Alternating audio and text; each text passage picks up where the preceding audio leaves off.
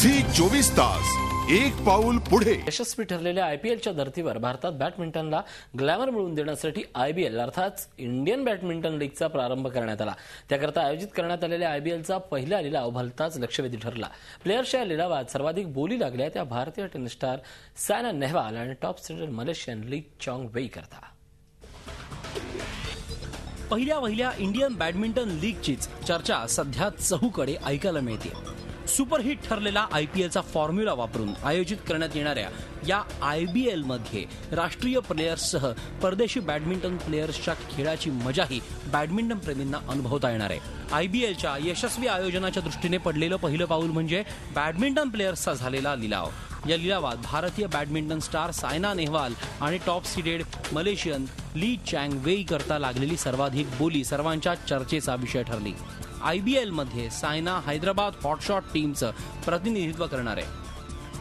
सायनाला हैदराबाद फ्रँचायझीने $1,20,000 अर्थात $71,27,000 एवढ्या किमतीला विकत घेतलं। या लिलावात जशी सायना करता चढावड पाहायला मिळाली तशीच रस्सीखेच रंगली होती ती जागतिक रँकिंगमध्ये अव्वल असलेल्या मलेशियाच्या चँग वेई करता। वेईला आपल्या टीममध्ये खरेदी करण्यासाठी मुंबई आणि दिल्ली फ्रँचायझीमध्ये चुरस होती। अखेर मुंबईने बाजी मारत वेईला आपल्या टीममध्ये घेतलं।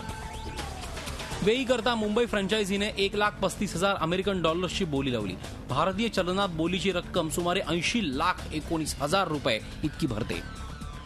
आयबीएलच्या नियमांनुसार 6 फ्रँचायझींचा प्रत्येक बॅडमिंटन प्लेअर हा त्या टीमचा आयकॉन असेल। या आयकॉन प्लेयर्समध्ये सायना नेहवाल, ज्वाला गुट्टा, अश्विनी पोन्नप्पा, पीव्ही संधू आणि पी कश्यप या 5 भारतीय प्लेयर्ससह एकमेव परदेशी आयकॉन प्लेअर आहे तो मलेशियन चॉंग वेई।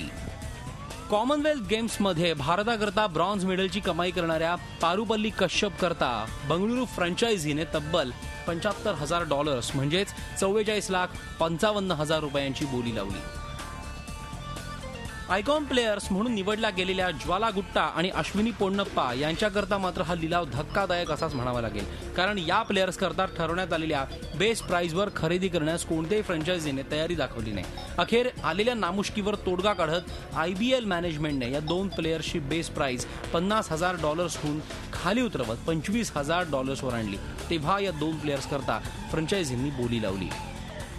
ज्वाला गुट्टाला दिल्ली स्मॅशर्सने $18,41,000 खरेदी केलं, तर अश्विनीची वर्णी लागली ती पुणे पिस्टन्स या टीममध्ये। पुणे फ्रँचायझीने तिच्याकरता $14,85,000 बोली लावली। लिलावानंतर सारवासारव करताना आयबीएल मॅनेजमेंटने ज्वाला आणि अश्विनीला नुकसान भरपाई म्हणून अनुक्रमे $19,000 आणि $25,000 देणार असल्याची माहिती सांगत आपली बाजू मांडली। या व्यतिरिक्त व्हिएटनामच्या 3 मीन करता पुण्याने $44,000 बोली लावली, तर वर्ल्ड रँकिंगमध्ये 7व्या पोझिशनवर असणाऱ्या डेन्मार्कच्या टिने बॉनला मुंबईने बेस प्राइसपेक्षा अधिकच बोली लावत $30,000 खरेदी केलं। 14 ते 31 ऑगस्ट दरम्यान रंगणाऱ्या आयबीएलच्या या पहिल्या सीझनमध्ये 6 टीम्स सहभागी होणार असून प्रत्येक टीममध्ये सहभागी असणारे 11 प्लेयर्स लीगमध्ये मिळून एकूण प्राधान्य मिळण्याकरता आयबीएलच्या रूपात उचलण्यात येणारी पावलं कौतुकास्पद अशीच म्हणावी लागतील। मात्र या खेळांना ग्लॅमर मिळवून देण्याच्या नादात आयपीएल प्रमाणे या लीग्सचा खेळ खंडोबा झाला नाही म्हणजे मिळवलं अशीच भावना प्रत्येक क्रीडाप्रेमीच्या मनात असणार। Bureau report, Zee media, Mumbai. Zee 24 तास एक पाऊल पुढे।